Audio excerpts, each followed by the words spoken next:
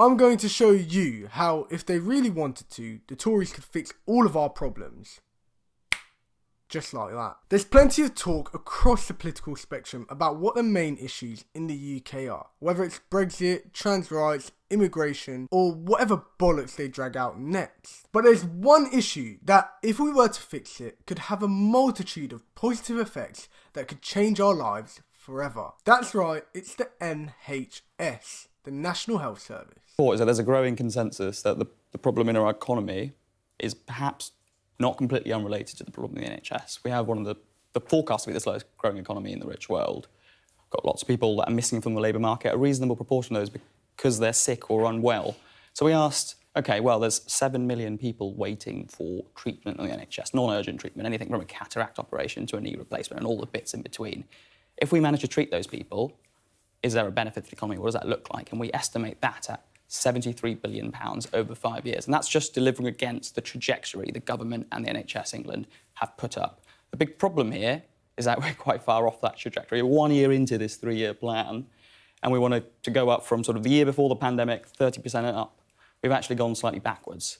And so what we're trying to say in this report is actually it's very important we deliver against this plan for quite basic reasons. In general, sort of, we don't want to live in a country where people are suffering avoidable pain or suffering with an illness that we could treat if they just had access to timely healthcare. But there's also a strong economic case here to really get through this backlog of care. Dr. Parth Patel is correct, and he's helped to dispel the myth that the NHS is a financial black hole.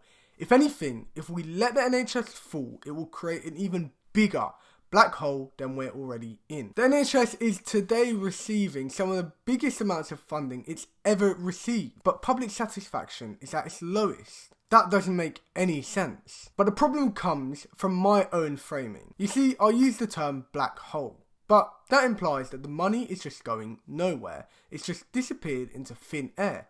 Poof. But actually, it's going somewhere. Where's it going? In the pockets of millionaires and billionaires. We own it, estimated back in 2019 that NHS privatisation has cost the public over £6.5 billion a year. The issue with the NHS isn't an accident, nor is it a problem that we don't know how to solve. That's because it's working just fine for the Tories and the top 1%. The NHS and the wider economy altogether is fundamentally based upon one idea, and that's redistribution, but not the kind that you're thinking of. It's redistribution from the bottom, me and you, to the top, to people like Rishi Sunak, Richard Branson, Jeff Bezos, and the rest of the 1%. So this idea from Dr. Parth Patel that clearing the NHS backlog would create 73 billion into the economy is actually a good idea, but it assumes that the Tories would actually want to clear the backlog. After all, would anyone actually use private healthcare if the NHS worked just fine? Would people want the NHS to be privatised if everything was okay? The National Health Service is our largest asset, and arguably the only asset we have left that's large enough for the Tories to sell.